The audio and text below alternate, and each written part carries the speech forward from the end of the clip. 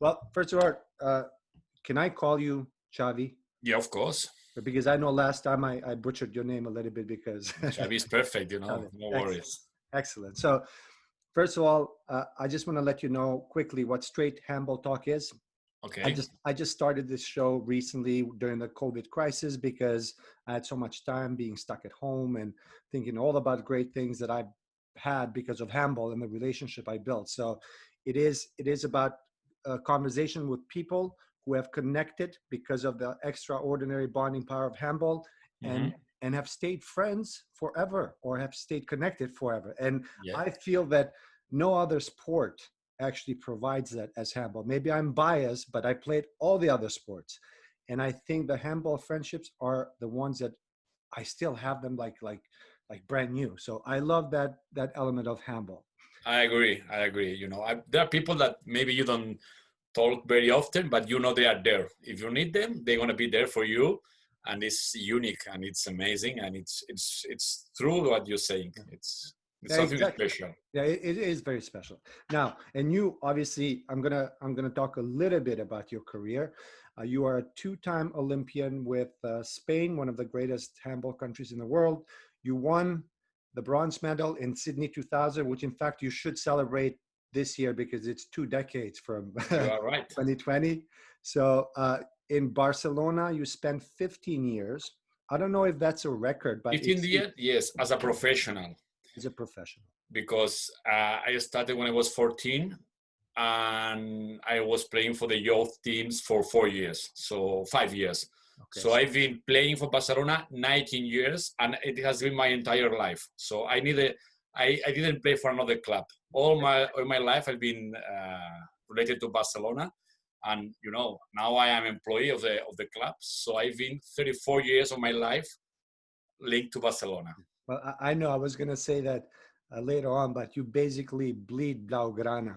Yes. That's you've You been take my there. blood out, you will see it red and blue for sure.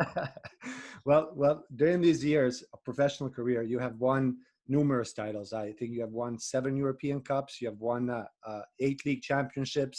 You have won 6 Copa del Reyes, and Right. you won everything that was to be won over there. Yeah.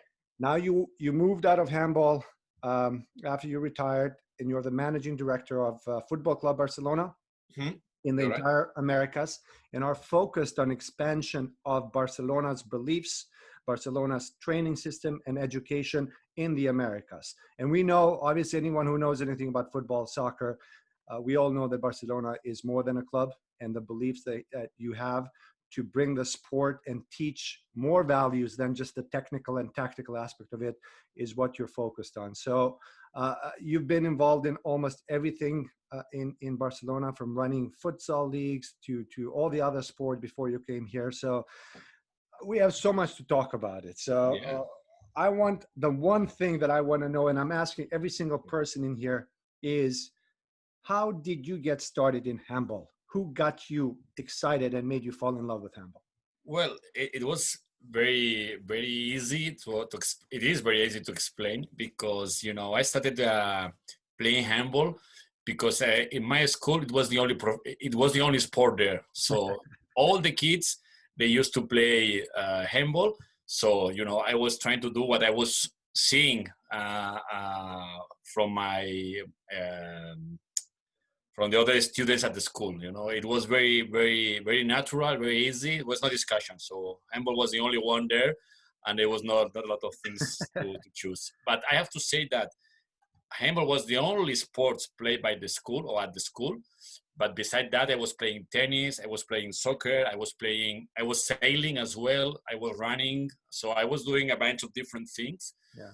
But I fall in love with handball. And the funny thing is, my tennis teacher was saying to my mother, Xavi is doing good. He has talent for sports, but he has to choose one sport because he's doing a lot of different things, and he will not be good enough in any of those sports. So when I was 14, I was lucky enough to choose handball.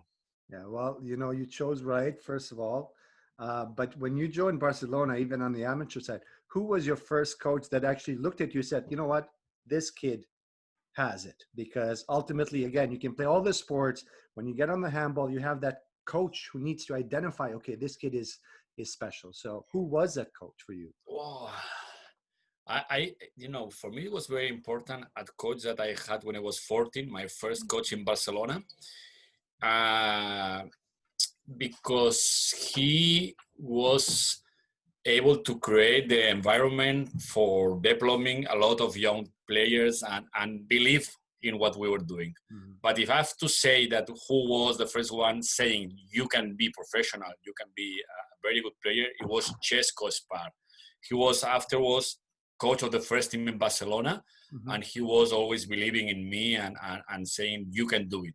And probably he believed in me more than myself. Yeah. So he was pushing me and trying to convince that I could do it, and it was very, very important. And after Valero, after Chesco, Valero Rivera, who was my coach for 14 years, was the most important one. He was the coach that was always trusting me.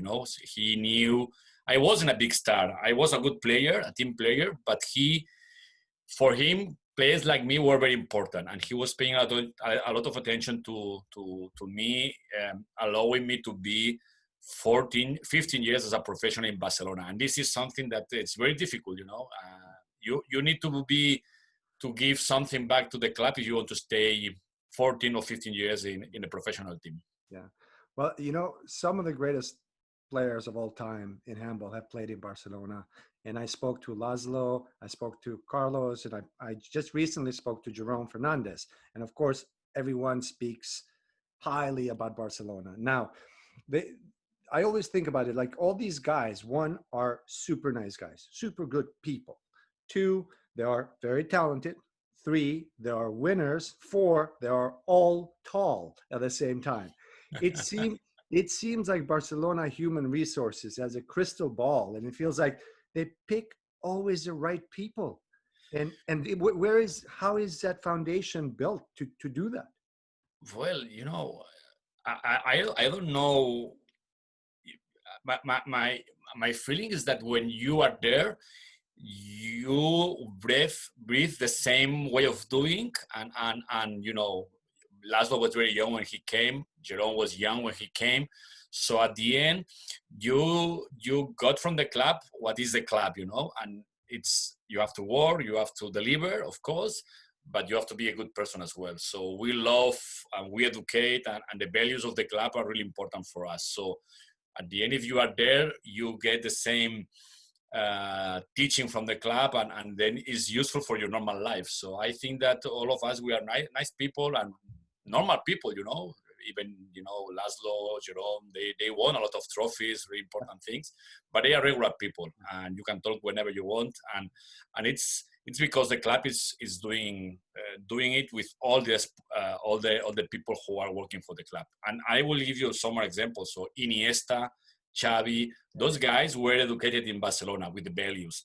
They are big football, soccer stars, but they are regular and normal people. You can talk to them whenever you want. So it's something very close related to the club and the values of the club. Yeah, I think that's very special. I think that's what makes Barcelona in general, in all sports, very unique. I mean, you see the people they're happy to just very happy to be there. You know why? I have the feeling that we prepare, to be top big star is really, really complicated. So, less than 1% of the kids that are playing for Barcelona youth teams will reach the first professional team. Yeah. So what we have to be sure is that those 99% who are not there will have education, we have values, we'll be ready for the normal life. Yeah. So what is happening that we are treating everybody as maybe you will not do it. Yeah. So you have to be ready. So those who reach the top level and they are big stars, they have the same values, the same education, and they are not thinking you are the special one, you are the best one, you're going to be for sure always there. Yeah. So I have the feeling that this one of the reasons why these values are so deep and rooted into the club. Yeah, those are great.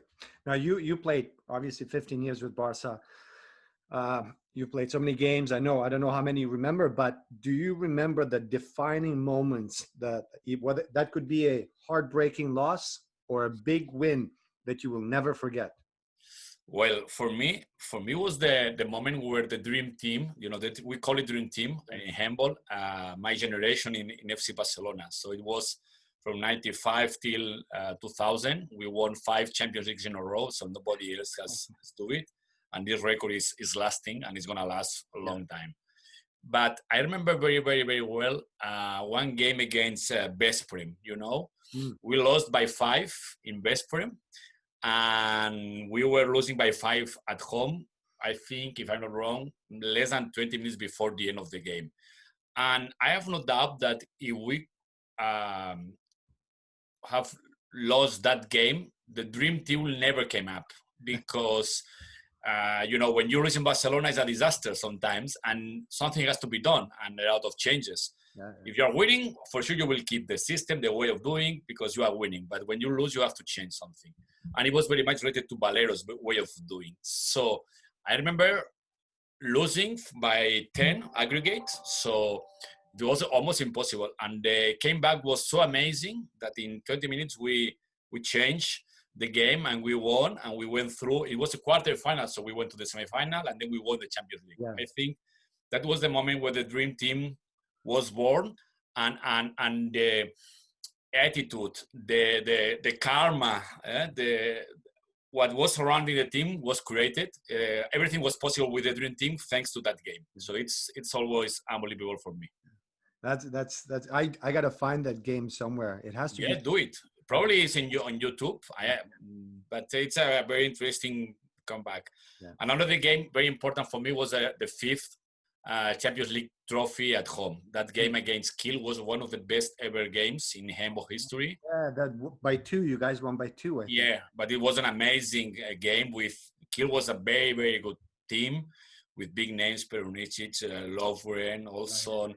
So it was unbelievable, and the special thing about that game was that we were playing for the first time at home the second leg of the final. So usually we were always playing first leg at home and the second leg away. This time was the other way around, and that was key, because without the Palabra Rana, probably we wouldn't have won the last Champions League of the 5th in a row. Yeah, two very good games. I recommend, you have time and you are stuck at home, do it. I will. I definitely will. Well, the current team of Barca is still impressive, but now with Thomas retiring, obviously with Soriano and Entre Rios next year, probably leaving or retiring, the only big names left to me, all of them are big names, but like really big names are Sindrich, Palmarsson, and of course Vargas. What do you think? What are your expectations for the team moving forward? To have a young team, but it's a different kind of team. You're right. Those guys are really important for the club, but I am sure that they have educated the other ones coming. So the transition is there, and probably the new ones will accept and will take that knowledge coming from Raúl, from Cedric, and will act in the same way. This is something that has happened generation after generation. So at the end, the DNA of the club is there, and if you spend a lot of time there, you try to communicate and to forward the knowledge that you have to the young players that are there. So, you will have Fabregas, you will have Sindrich, as you said. So we have really, Aleix Gomez is going to be, the best young player of the Champions League. So there are a lot of very good players, and I am so sure they know exactly the way of doing of Barcelona, that we will keep watching very impressive games from the side, and Barcelona will compete for all the trophies for sure, from when Sorrento, Raúl, and Victor leave the team. It seems like they're just adding fifth speed to the team. Like everyone is young and fast, and of course, when I watched Barcelona in Saudi Arabia during the Super Globe and the finals against Kiel, like Kiel obviously was playing really good. With Jihad, they've gotten back to the old Kiel, but Barcelona, I just couldn't believe how quick everything changes. Like you just don't know what's happening to you in 2 minutes. They destroy you. So now I feel like it's just going to be a little bit more faster than what it was. Xavi Pascual was changing the way of playing and was trying to play quicker. Yeah. And he was trying to reduce the attack defense changes. So this is part of the plan, and probably with a younger team you can do it even more. So it's probably with young players you can run faster and longer. So it's a matter of it's part of a plan. It's not something that is happening by chance. Yeah. It's very, very well studied. That should be exciting. I know you've been a proponent for a while now, for a long time, of the new Palau Blaugrana, and Mm-hmm. I just read that it's supposed to start building this year. Is that true? Is it happening? That was, yes, that was the intention. With the coronavirus, everything had changed. Ah, So we will see, and probably I'm not so sure, but because I'm not involved in this part of the club right now, I'm not dealing with the Spy Barça. We call yeah. it the Spy Barça. Is there will be the construction of the new campus of FC Barcelona, where the club is right now, and this was including, of course, the modernization of the football stadium and the construction of a new arena for indoor sports. I don't know. The plan is there. The plan has been approved, but the coronavirus and the economics are really difficult today. So we will see, and the club is for sure trying to do it as soon as possible. But we will see the consequences of the coronavirus, and next year is going to be a challenge, not only for Barcelona, for all the clubs all over the world. Yeah. I mean, I think it's going to be exciting when it's being built for the new generations to have this whole new modern facility. It's going to be exciting for everyone. Of course. Okay, so going back to you and I met you because of Pardon My Take.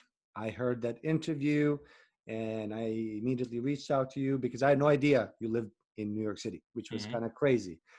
So that is one of the topics I want to cover, because I remember you in that interview trying to be very nice and polite and in a nice metaphorical way, trying to explain what it takes to become a great handball player that could win an Olympic medal. And then the explanation about making the perfect meal with the right ingredient, the right time, the right temperature. They weren't having it.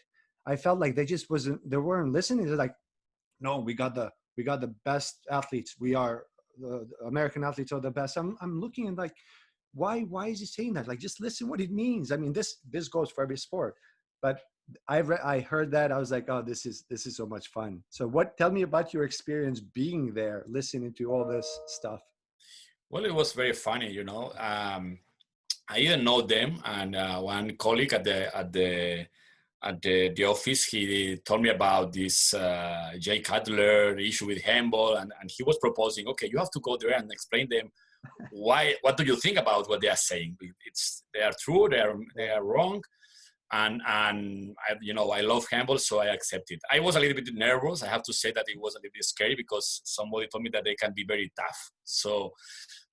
But they were, the treatment was very good, and of course they were playing their role.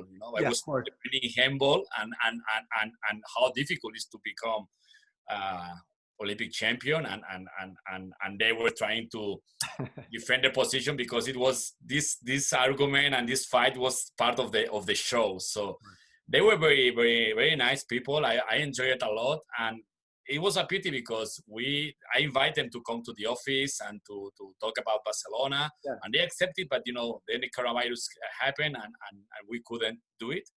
But it was very, very interesting, and it was a very good way to promote handball. At least a lot of people were talking about that episode of the podcast, and it was good for handball. So we were successful in that sense. I cannot complain. I'm happy of that experience. Yeah. Well, no, it definitely sparked controversy. It definitely got people into it. Of course, controversy is a part of their business model, which is always fun, and it's important. And did you see that football team went to Hungary and they played against that team in Hungary? And obviously, you can tell the difficulties big guys have playing handball, but it definitely sparked some interest on Twitter and all around TV. Yeah, everything helps, and this is something that you can, if you can promote it and you can talk about. Sometimes they say it doesn't matter if they're talking good or bad of you. The important thing is they are talking about you. So at least they were talking about us. Yeah. Any PR is good PR. Exactly. So have you been following any developments or what's going on in handball in the United States? Well, yeah, I follow your social media accounts. So I'm following some people, US the Federation, John. So I follow a bunch of people, and I follow. I'm not in the details, but at least I know what's going on. Yes. Yeah. And so you know that IHF has given United States a wild card for 25, 27. What do you think about that? That's very important. It's very, very important. And IHF, EHF, the clubs, we are doing our best to try to develop handball in the US because it's a key market for handball. The problem with handball is it's not universal. It's very European, a little bit of South America. Asia is still far away. So when we talk about the Olympics, and Olympics is the best platform to promote the sport. If you don't have the US, you don't have the English countries on board, it's difficult to reach people and to reach companies and grow. So that's the idea behind the US is, okay, if they're important, if they are part of the business, we will grow and we will successful. And this is what handball is trying to do, to grow, to compete with the top level sports. We don't want to be, with all due respects, a small sport like, I don't know, regular ones.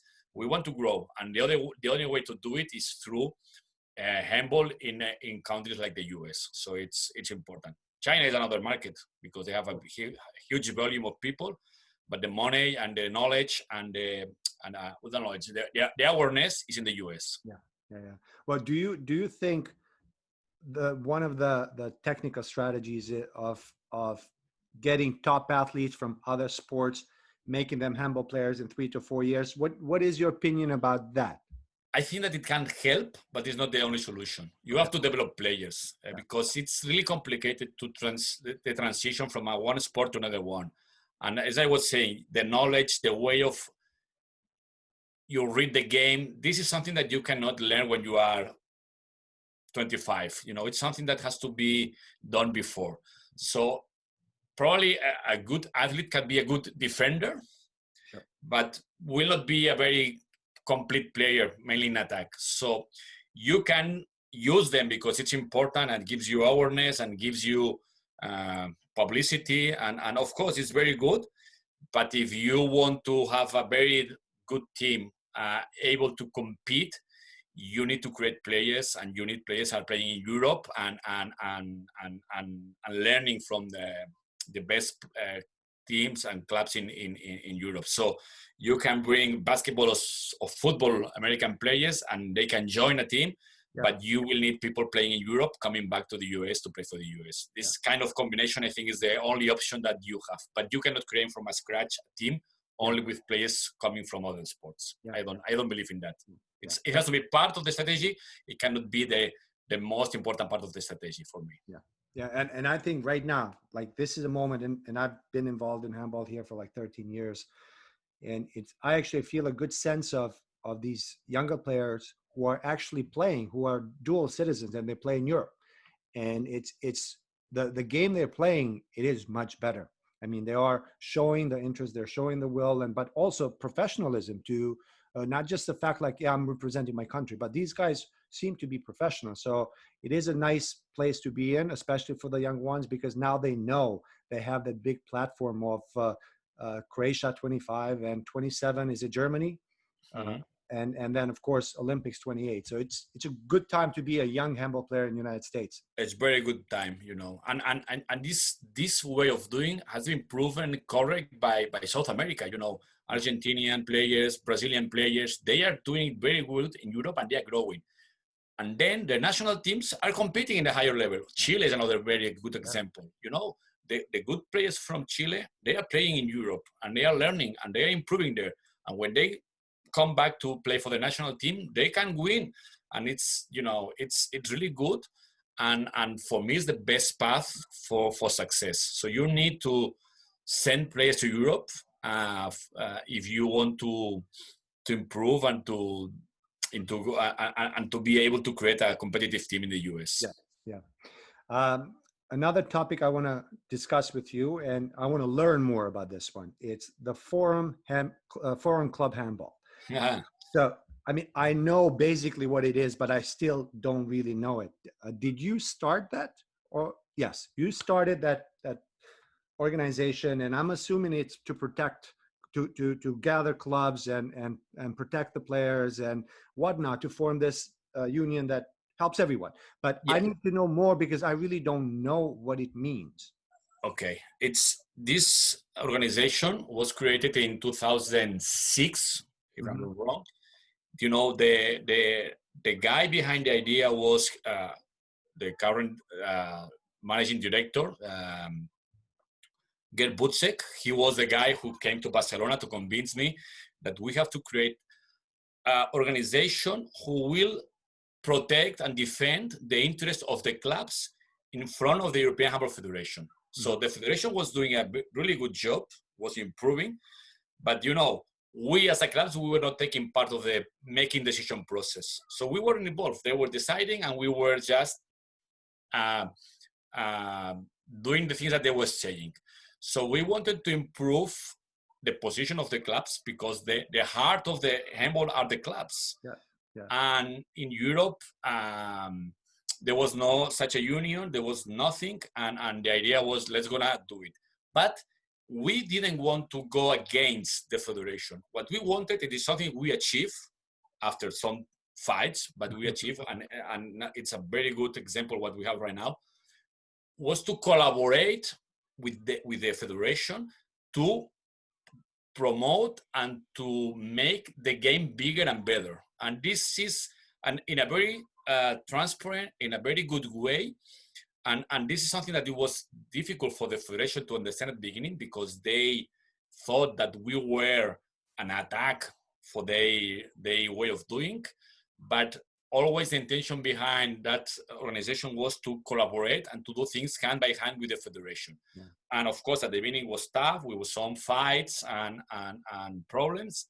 But I think the result of the collaboration has been very good, and in the last 5 years were amazing. And the perfect example was the tender of the TV rights, marketing rights of the European Handball Federation competitions. Because I think it's very interesting, and I want to explain it carefully because it's a very unique model. What we agreed with the federation was, okay, we are the clubs. The TV rights belongs to the clubs because if we are playing, it's our brands. Yeah. Okay, and you have the right, or you say that you have the right to create the competition, the Champions League, and you put the stamp on that competition. It's the official one, the good one. Yes. Okay, because we can create our competition, but it's gonna be to competition, and it's a mistake, and it's harming handball. So let's gonna talk together. Let's gonna work together. So we collect. You put the stamp. We put the TV rights. We put all together. Then the federation say, okay, if we put all together and we add the TV rights of the European Championships with the national teams, we have all the handball in one pot. Yeah. Let's gonna try to sell the handball. Okay. So we create together with the federation. We create a tender. And the TV stations, they were bidding to get all the rights. So do you know, we were selling the next 10 years from 2020 to 2030.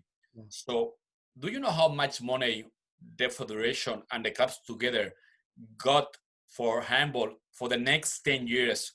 Talking about Champions League, European Championships for the national teams, and you have the women's teams as well, and the second competition of the EHF, plus a percentage of the marketing rights. Yeah. We got 50 million euros for 10 years. So it means that every year, handball in Europe is producing 50 millions. Wow. 50 millions. It's a lot of money. Yeah. And with that money, what we have to do is to promote and to create a better product. It's not to pay more money to the players to do what they are doing right now. Exactly the same. Yeah. We have to create something better, and if we are creating something better, then of course the players will be, they will get more money. The payment will gonna be better. But before that, we have to move. We have to grow up, And if we're doing, everybody will be happy. Yes. The money is going to be there. So this is the idea behind the collaboration with the European Handball Federation, and it was very successful. And now we have a really very good relation with them. Till for me, the best example is that since 4 years ago, one member of the executive committee of the European Handball Federation, which is the highest body of handball in Europe, there is one guy coming from the club side, elected by the clubs. So I was member of the executive committee because I was defending the interests of the clubs. So it's amazing that even we are now part of the making decision process of the EHF as a club. And it's very good to prove that there could be a very good relation between the federation and the clubs. Well, sorry, because it was a long story, but it was very interesting to know. You know what? I'm grateful you explained it to me, because I was so, I could see what you told me. That's where you're aiming for, but it was not clear. I couldn't really understand it, what it was, because I'm hearing pieces from here, pieces from there. I'm hearing some of the American players and coaches benefiting from it because they are being placed around Europe. And I say, yes, Forum Club helped us. I'm like, what's going on here? I didn't get it. But this is a really good explanation, and thank you. And I think it's critical. Yeah. And let me add one thing. We were talking with the International Handball Federation, with President Dr. Mustafa, and we were proposing that maybe it could make sense to enlarge the Forum Club Handball, not from Europe, so on a world level. So clubs like yours could be part of it as well.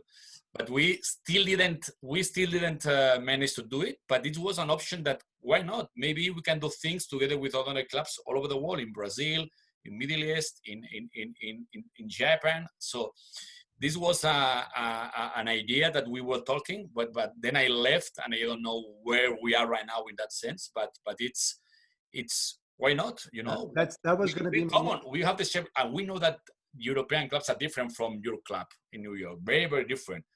But if we can do things together, if we can help you, if there is a connection, maybe something can happen together, and we can help to grow our sport worldwide.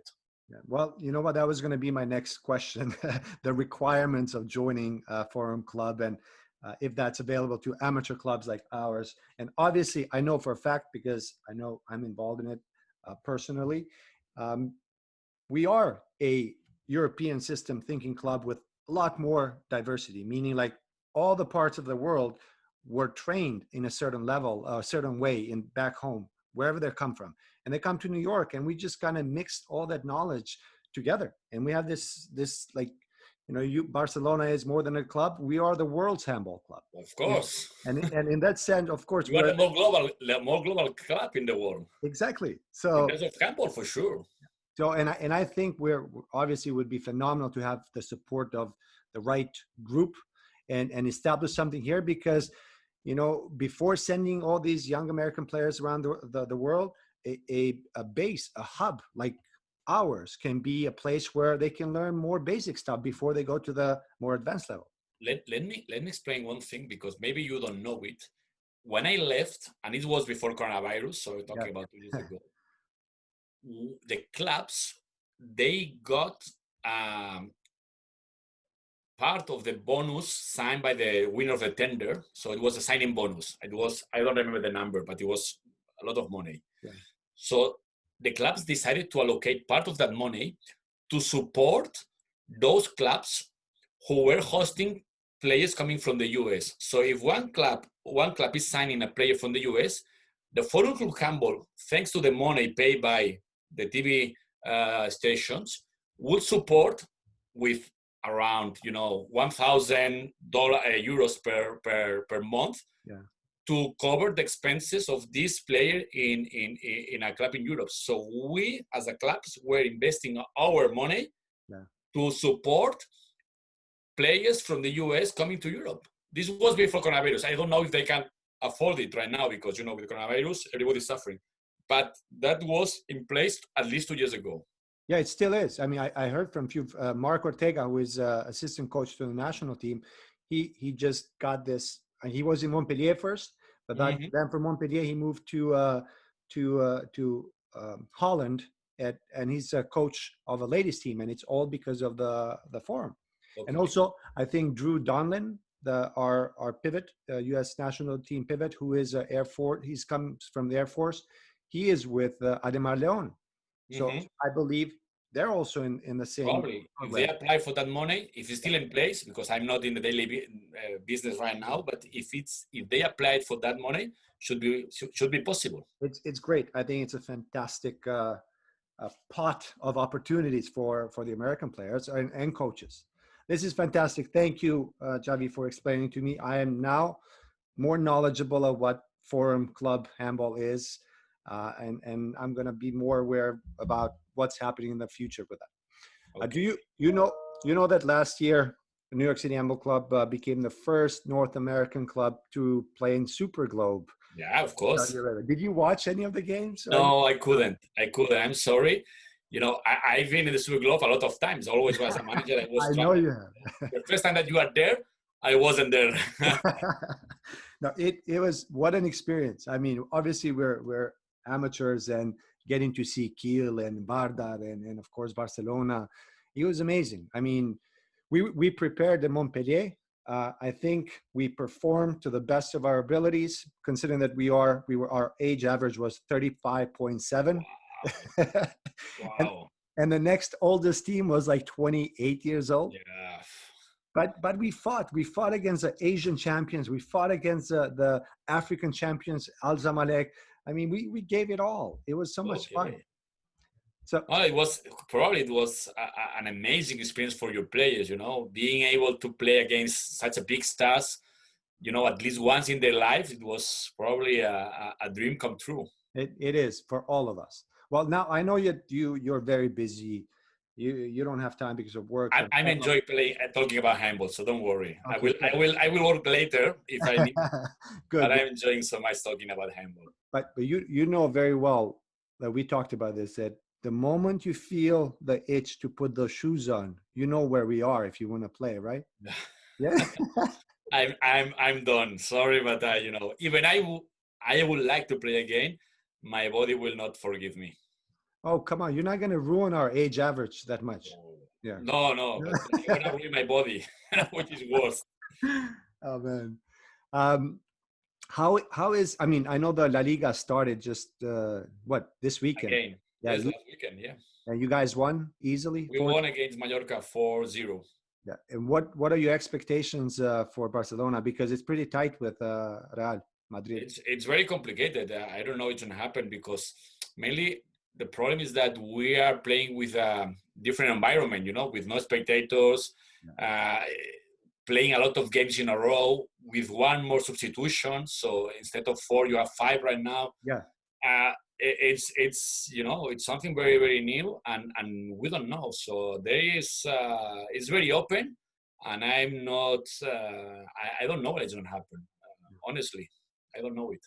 So how often they're going to play? They're going to play 2-3 times a week? Yeah, yes, because they have to, they want to finish play a lot of games in a short period of time because August should be allocated for the Champions League. So they have to finish the league as soon as possible. That means that they are playing Friday, maybe they are playing 3 days later, and then 3 days again. So it's something that is very unusual. You play only twice per week, and that's all. So if you are playing so often, it's something really new, and let's see how the bodies and after the coronavirus stop, it's not the same, and the adaptation of the bodies, it's really different. So we will see. It's really open, and nobody can predict what is going to happen.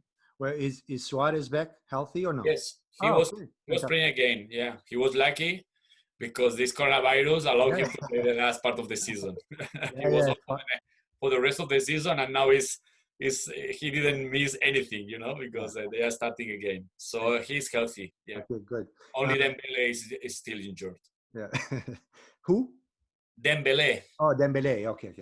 How about what's going on with the programs in America with Barcelona? Are they shut down for the summer, or are you guys going to restart with the youth? Yeah. We our academies, they are reopening, all of them. Okay. The only one that will not be able to open this season is New York.